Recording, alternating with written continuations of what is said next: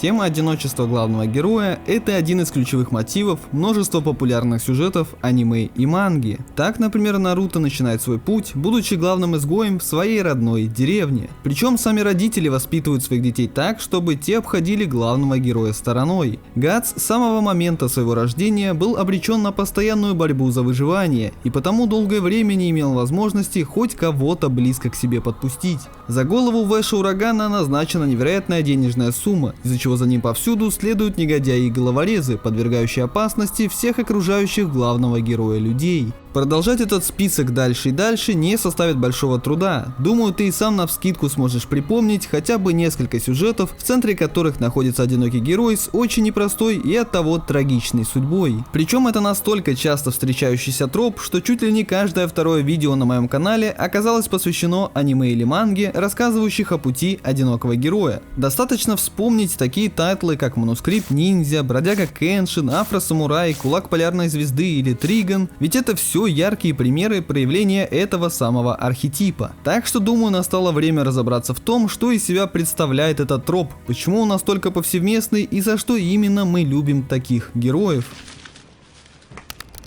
Если попробовать абстрагироваться и посмотреть на этот троп со стороны, то кажется, что это очень странная тенденция того, что в основе огромного количества уже культовых и классических сюжетов оказывается герой, у которого в лучшем случае нет друзей или близких, но зачастую он и вовсе брошенный на произвол судьбы сирота. Ведь это какая-то уж слишком трагичная точка для входа в повествование. Но нам, как зрителям, подобный архетип героя почему-то очень даже нравится. Мы с большим удовольствием наблюдаем за отчужденным и обреченным на одиночество героем, на плечи которого как будто бы свалилось сразу все дерьмо этого проклятого мира. При том, что встречая подобный тип людей в реальной жизни, мы уже не испытываем того же восторга, а даже скорее, что наоборот, создается впечатление того, что если общество не принимает какого-либо человека, то это произошло скорее всего вполне заслуженно. Но стоит сделать такую личность героем книги, фильма, комикса или аниме, то ситуация меняется на корню, и с таким героем нам уже хочется себя ассоциировать, погружаться в его внутренний мир и следить за его приключениями. Но поскольку в массовой культуре границы одинокого героя очень сильно размыты, так как под его критерии попадает как и Бэтмен, так и Трэвис Бикл из фильма «Таксист» или же Артур Мерсо из романа Альбера Камю «Посторонний», то я не стану уходить во всевозможные дебри, а сосредоточусь на проявлении этого архетипа непосредственно внутри японской анимации и манги, так как это все-таки одна из ключевых тематик этого канала. Но если ты вдруг считаешь, что мне следует расширить границы затрагиваемых мною тем и начать рассказывать о чем-то еще, то можешь скромно подмигнуть мне об этом в комментариях.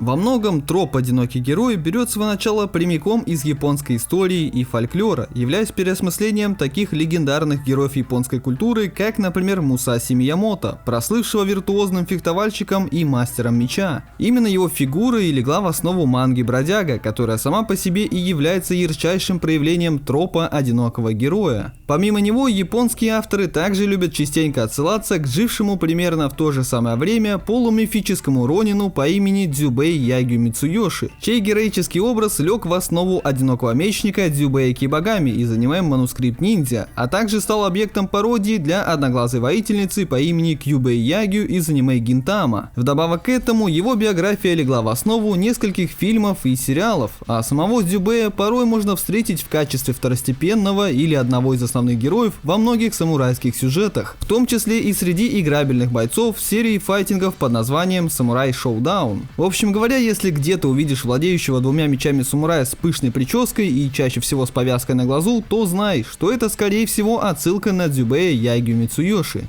Конечно, существует еще целый десяток фундаментальных для японской культуры героев по типу Оды Нобунаги, появляющегося чуть ли не в каждом самурайском аниме, но в контексте этого разговора я буду отталкиваться от личности Мусаси Миямото и Дзюбэя Ягю, которые прижились в массовой культуре именно в образе вольных странников, виртуозно владеющих мечом и живущих по своим собственным правилам жизни. Подобного типа герои, которые сами решают, как им жить, каким путем идти к своей цели, что в их жизни имеет значение, а что нет, иначе говоря, люди, которые сами куют свою собственную судьбу, у японцев пользуются особым почетом и уважением. Именно по этой причине японские авторы до сих пор очень часто отсылаются к легендарным фигурам прошлых лет, адаптируя их образы под современные реалии и запросы аудитории, вплоть до того, что выпускают маха-сёдзе аниме, в котором главная героиня является реинкарнацией Дзюбэй Ягю из из-за чего, надевая повязку в виде сердечка на глаз, способна превращаться во всесильную женщину-самурая. И тут могу предположить, дело заключается в том, что герой, бросающий вызов общепринятым нормам и живущий так, как им заблагорассудится, отлично резонирует с конечным потребителем этих самых сюжетов. Обычным японским школьником, студентом или офисным работягой. Признаю, что это уже крайне заезженный стереотип о том, что японцы лютые трудоголики и потому света белого не видят. Скорее всего, сейчас времена сильно изменились и жизнь простого японца стала значительно легче. Только вот и сами истории, активно использующие архетип одинокого героя, в основной своей массе были написаны достаточно давно, когда образ Японии как страны безумных трудоголиков полностью себя оправдывал. Это еще не говоря о том, что в Японии в целом общество весьма консервативное и в нем огромную роль играет институт репутации, социальное положение, а яркое проявление своей индивидуальности порицается окружающими людьми.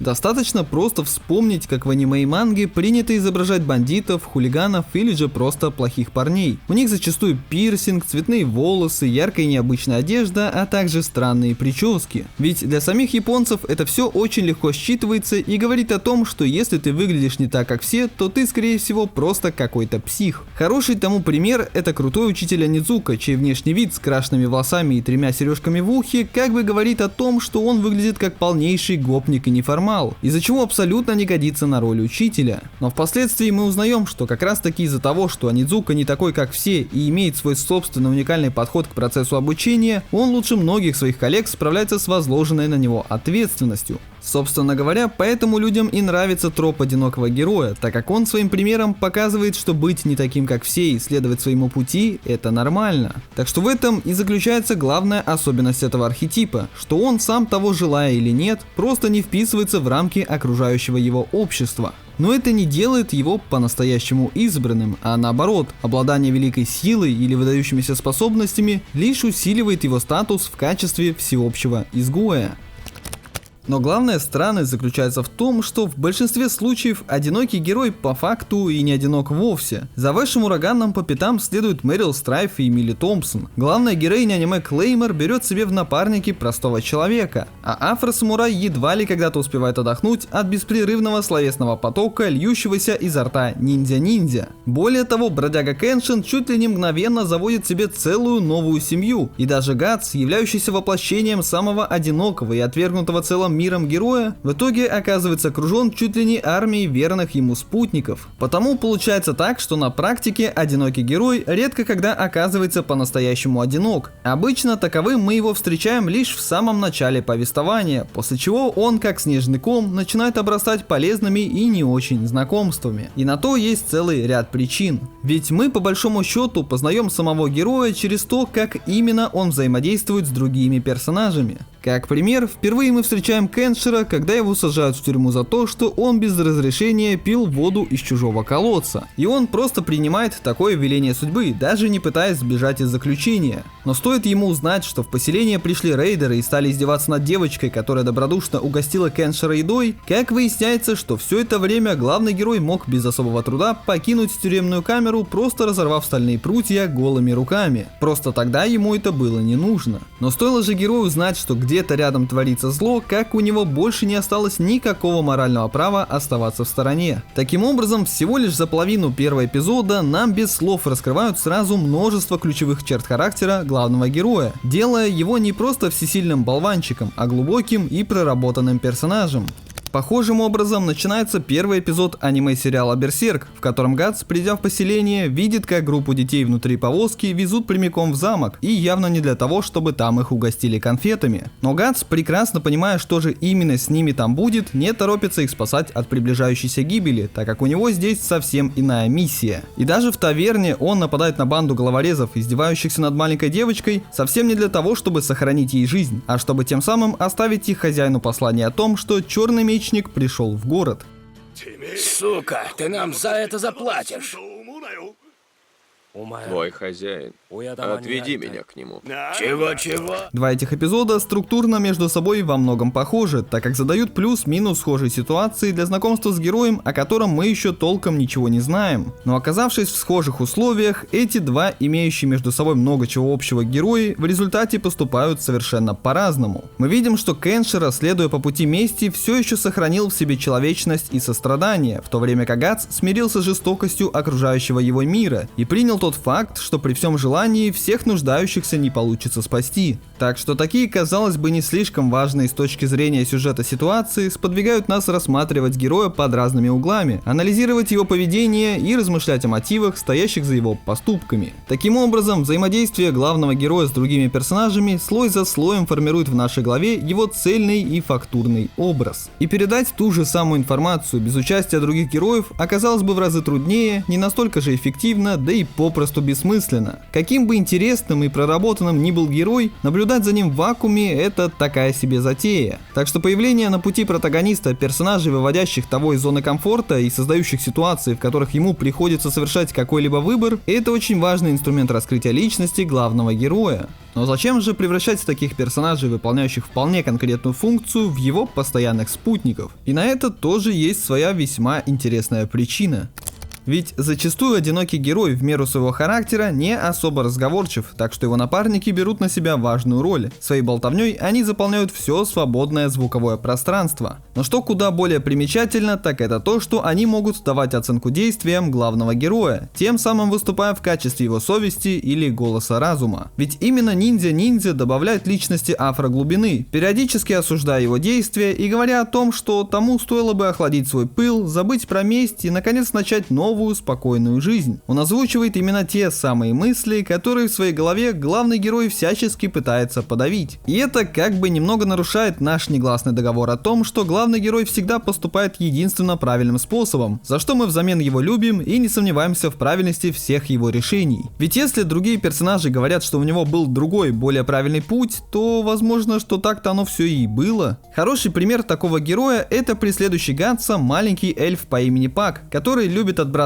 всякие колкости и с точки зрения морали оценивать все действия главного героя. Он своего рода аллюзия на верного спутника Пиноккио, сверчка по имени Джимини, чья главная цель — это помочь главному герою из деревянной куклы наконец-то стать живым мальчиком. Только вот Пак, в свою очередь, наоборот, помогает Гатсу сохранять в себе все человеческое, не давая ему обернуться в одержимого местью зверя.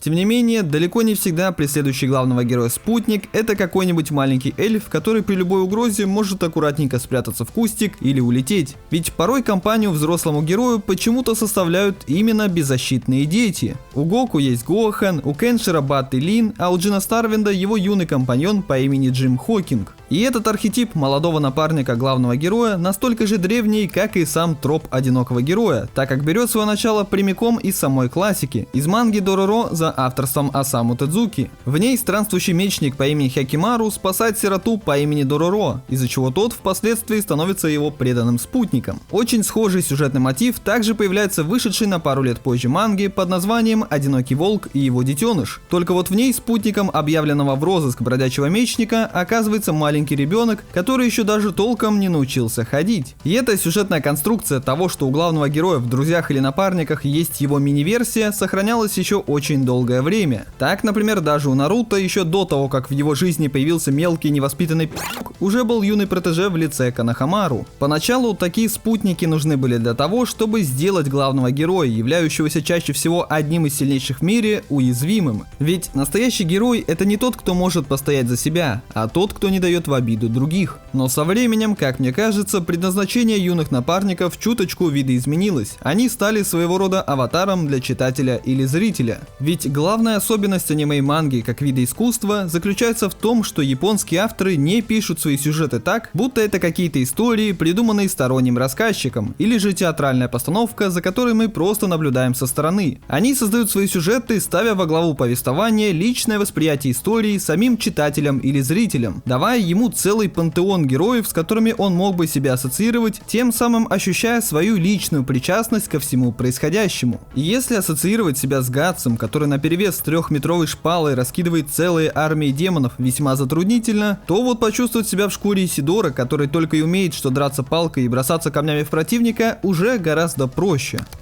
Так что на деле одинокий герой редко когда бывает по-настоящему один. В его случае одиночество — это не про физическое состояние, а скорее про духовное. Ведь сколько бы вокруг него не было спутников и кем бы он ни был искренне любим, никто из них не в состоянии понять и малой доли того, что именно выпало на его тяжкую ношу. И на самом деле состояние одиночества герой зачастую определяет для себя сам, в меру того, что его тяжкое прошлое или неоконченное дело не позволит ему начать спокойную и счастливую жизнь. И подпуская к себе кого-либо близко, тем самым герой подвергает дорогих ему людей большой опасности. Из-за чего в какой-то момент он оказывается перед тяжким выбором: делать то, что требуется, и идти до конца, либо бросить все и начать новую жизнь, ожидая того страшного момента, когда то самое прошлое очередным неприятным образом даст о себе знать. И это действительно непростой и совсем неоднозначный выбор, отчего одинокий герой чаще всего находится где-то посередине. И то, как именно герой выкрутится из этой ситуации, что для него окажется важнее, прошлое или настоящее, сохраняет одну из главных интриг вплоть до самого конца его истории.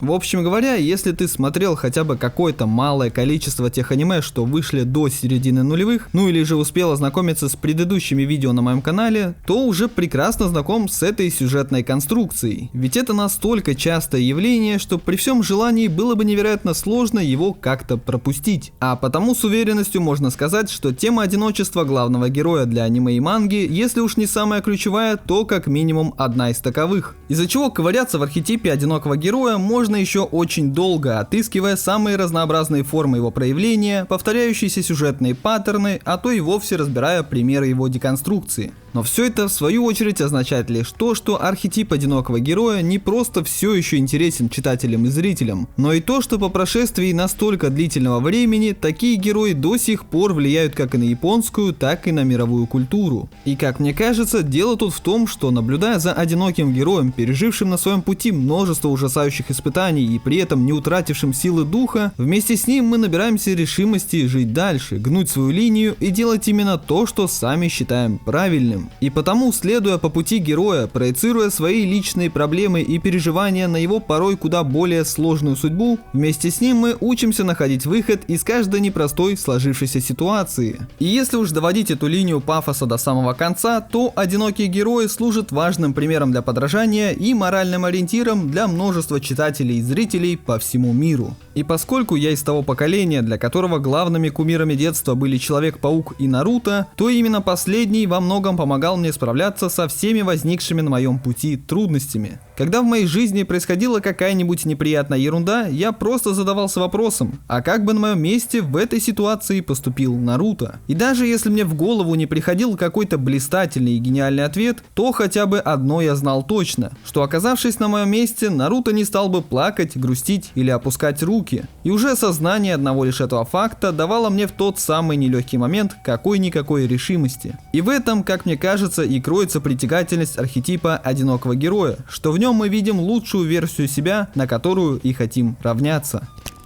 Так что думаю, что у каждого из тех, кто посмотрел это видео, найдется свой собственный одинокий герой, сумевший стать тому настоящим примером. А потому пиши в комментариях, какой именно одинокий герой тебе ближе всего и почему. Вдобавок к этому, если вы наведете суету под этим видео и я пойму, что оно оказалось интересным, то через какое-то время я выпущу видео подобного формата, в котором расскажу о том, почему на смену сильным и уверенным в своих действиях героям по типу Гатса или Кенширо пришли хрупкие и постоянно сомневающиеся в себе подростки, такие как Синдзи. Также не забывай тыкать по ссылкам из описания под видео, чтобы дополнительным образом поддерживать мою деятельность. Отдельно передаю приветы всем бустерам, в частности господину Косминогу Косминогову, оформившему максимальный уровень подписки. Ведь именно благодаря таким людям мой канал все еще находится на плаву. На этом у меня пока что все. А пока.